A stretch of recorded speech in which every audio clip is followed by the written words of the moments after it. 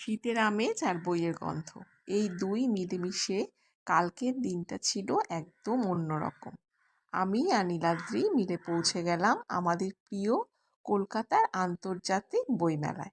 Gate দিয়ে ঢোকার সময় সেই চেনা ভিড় আর সাজানো স্টলগুলো দেখে মনটা জাস্ট ভালো হয়ে গেল। মেলা প্রাঙ্গণটা এবারও বেশ বড়, আর চারদিকে মানুষের উৎসাহ দেখার মতো। এক স্টল থেকে আরেক স্টলে লিটল ম্যাগাজিনের কর্নার থেকে বড় বড় পাবলিশার্স, সবখানেই আমরা ঘুরে ঘুরে দেখলাম হাতে হাত রেখে প্রিয় বইগুলোর মাঝখান দিয়ে হাঁটা। এটাই তো আসল আনন্দ, কি তাই না? মাঝে মধ্যে একটু দাঁড়িয়ে ছবি তোলা আর মানুষের ভিড় দেখা, সব মিলিয়ে সময়টা যেন একদম হুড়হুড় করে চলে গেল।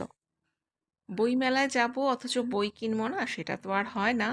অনেকক্ষণ খোঁজাখুঁজির পর কিছু পছন্দের বই কিনলাম।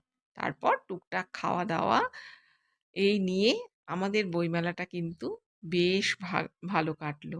ব্যাগে যখন নতুন বইয়ের ভারটা বাড়ছিল, তখন মনে হচ্ছিল কতক্ষণে বাড়িতে গিয়ে বইগুলোকে একটু উল্টে পাল্টে দেখবো। আর বইয়ের সেই গন্ধটা কার কার ভালো লাগে, আর তোমরা কে কে বইমেলায় গিয়েছো অবশ্যই জানাবে কমেন্ট করে। আজকের ভিডিওটা তোমাদের কেমন লাগলো সেটাও কমেন্ট করে জানিও। আজকের মতো আসছি, তোমাদের সাথে দেখা হবে নেক্সট ভিডিওতে। আর আমার ভিডিওগুলো তোমাদের কেমন লাগছে, মোটিভেশনাল কথাগুলো তোমাদের কেমন লাগছে, যেটা আমি রাত 10টার সময় জেনারেলি পোস্ট করি, সেটাও কিন্তু জানাবে। তাহলে আজকের মতো আসছি, টাটা।